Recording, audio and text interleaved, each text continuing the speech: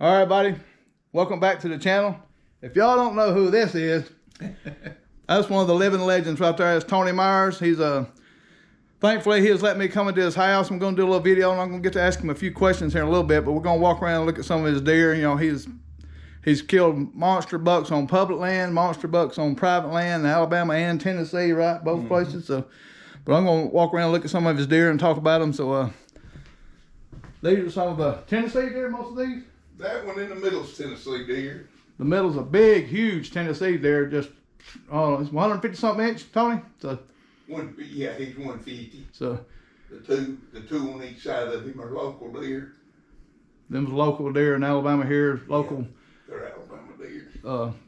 Real good mass on this. That's big old mass on that deer. But that sucker right there is a wide, tall, tined Tennessee deer. Another beautiful, unique deer. So there. And over here, I mean, if there's no other house that I know of like this as far as 130 and up deer.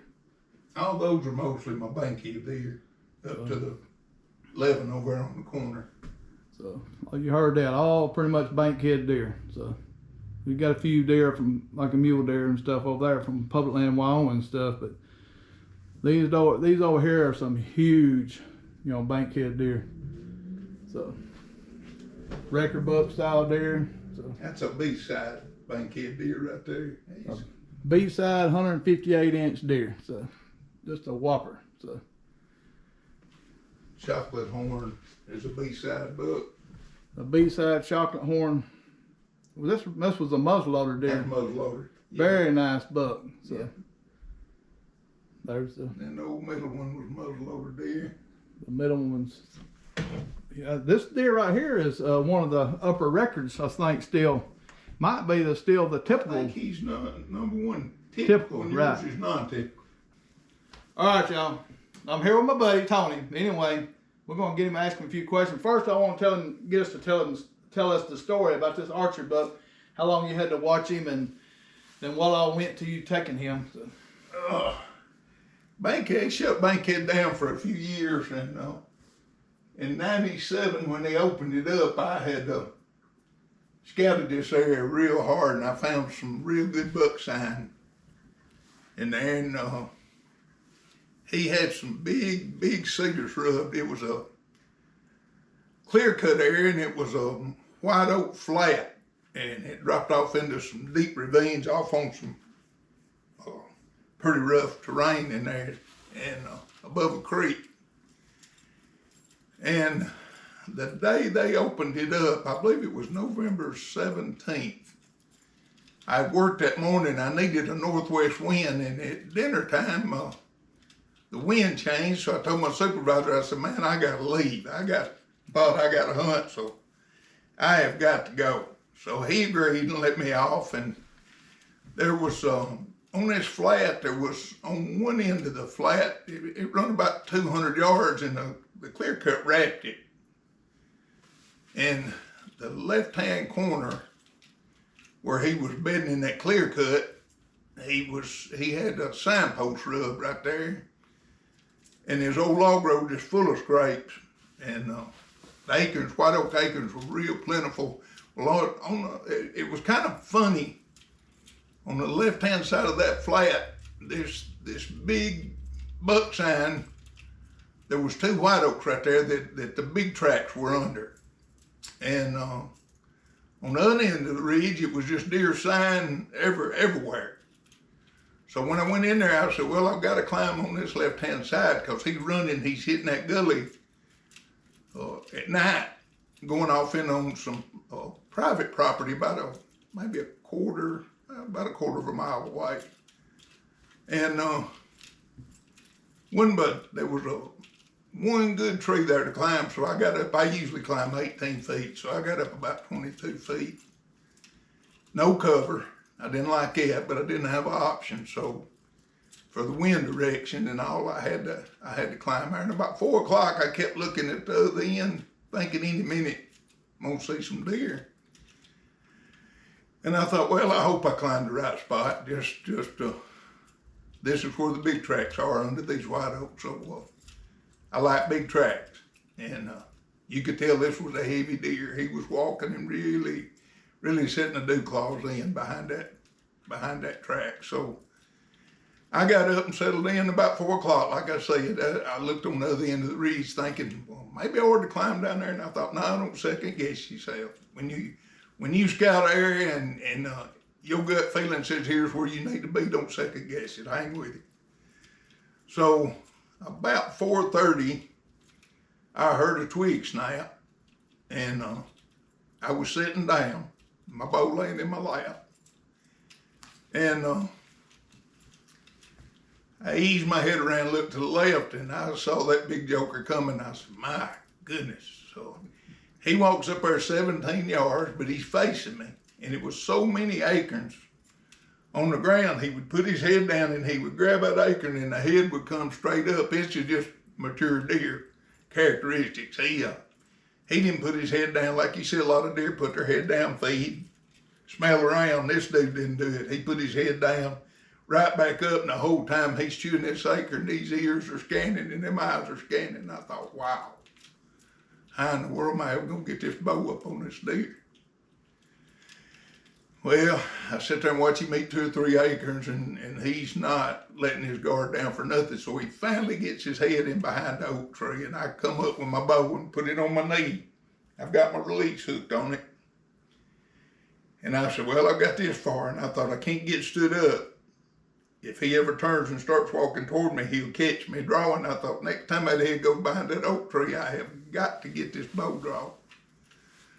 So I don't know if it's the right choice or not, but he did the same thing again. He puts that head behind a tree and gets acorn, and I come to full draw.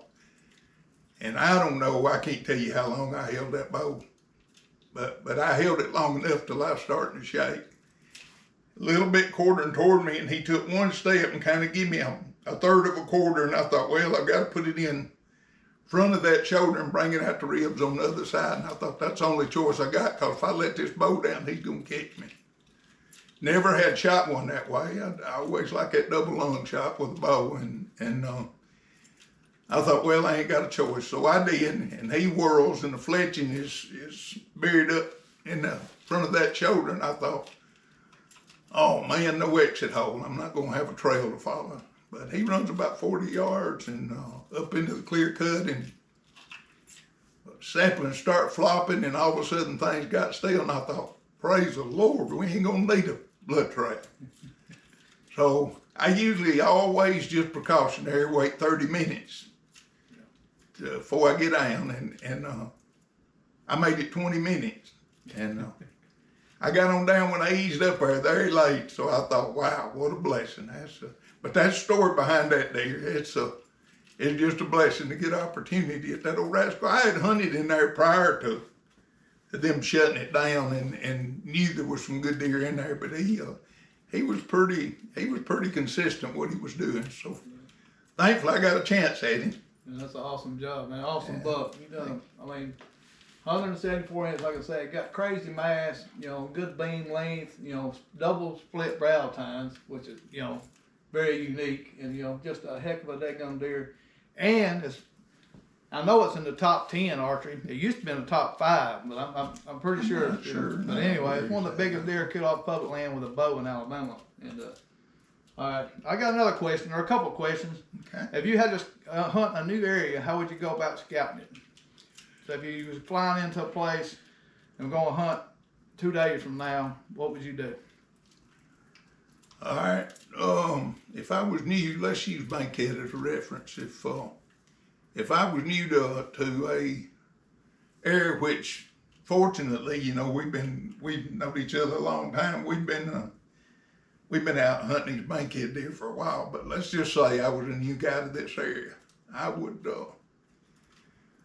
try to ask around the stores in the local area and see who the guys probably that killed some of the biggest deer, and see if I could contact them and get a little info from them, just what would be a lot of people going on ridge tops. Would you suggest hunting the acorns on the ridge tops, maybe moving down on the benches, and that varies from year to year. As well as I do how it is. Food source is totally your number one early season, bow season. Then you transition into the rut. You got a little different scenario there, but I'm old school. I'll be 64 in June, so I used to do it the hard way. And these guys now that get in there and put their cameras up, which is wonderful. And I've actually got 3 new ones myself this time. I'm gonna start working the cameras a little more. One of our ways we used to do is like if we went somewhere we hadn't been, or if we was going to a different spot, we would drive around on some of the dirt road stuff, look for tracks, Exactly. At different edges and stuff like that. You only had we didn't have a whole lot of topo map stuff like that, so you didn't really have a whole lot of knowledge on that stuff. But when you get the imaginary map, and you can kind of tell where the food plots are and stuff like that, where people are parked, and try to find edges between them or where people might push them and stuff like that was one of our tactics. Yeah, that's what I was fixing. The same thing you just said. I would hit these, get my map of the area and ride around and watch these little draws and stuff coming up to the road and checking these tracks out. Because deer don't cross there just to be crossing. There's a reason. There's a reason. So I used to do that all the time. All the time. We still do it to an extent. Yeah, and like you said, a big track. You're looking for a big track, and that's what I go off of is trying to find the name track and big try to track. go there. Big track's what you want to see. You want to see that big track in there. And I mean, at least it gives you confidence of knowing there's a big deer in there. Right. If you had to hunt a specific season, say early season, pre-rut, rut, or post-season, what do you prefer? Oh, I love a rut. I love the rut. I like a bow season, early bow season when there's no pressure and you can hunt these break lines on these thickets. And I learned over the years hunting these old big deer on these bow hunts early season. They like to instead of wide open hardwoods, hunt you break lines because they'll venture out 15, 20 yards. But boy, that old mature deer likes to know he's got 20 yards and he's back in cover again if something bumps him. Right. But the rut, man, I go hungry for the rut. Now, you prefer morning hunting or evening hunting? I like morning and evening, but now I think during the rut you catch them old bucks. They let that guard down. They've been out all night. You can catch them messing up, getting back to that bedding area. Okay. Yeah. All right. Another kind of an off the wall question. What's the scariest you've ever been out in the woods? Scared I ever been. Getting crazy stories or anything like something you don't know what's going on? Or I was hunting game plot 19 one evening, and it got dark, and it's pretty good. I was on the backside of it on the ridge. Walking out, I had my tree stand on my back, my bow in my hand. I'm walking the edge of the green field, and I hear something following me in the wood line right there. So I stop, and I look, and I actually shine my light over. I thought, what is this following me? And it stopped. I start walking back to the truck, and I hear it again. And them dry leaves in the woods what following me. Well, I think I actually got our air out of the quiver, to be honest with you. I thought, I don't know what this is, but that thing may be hungry. So I get about 50 yards from the truck, tree stand on my back. Now, I was a whole lot younger than I am now, so I thought there's a brush pile between me and that truck blocking the road, and I think I cleared that brush pile, tree stand, bow and all. And I don't know what it was, but it's gonna have to eat me from behind, is all I can say. But yeah, I think that's one of the scariest times. And still to this day, I don't know what it was, but it was trailing me. Yeah. It was tracking me.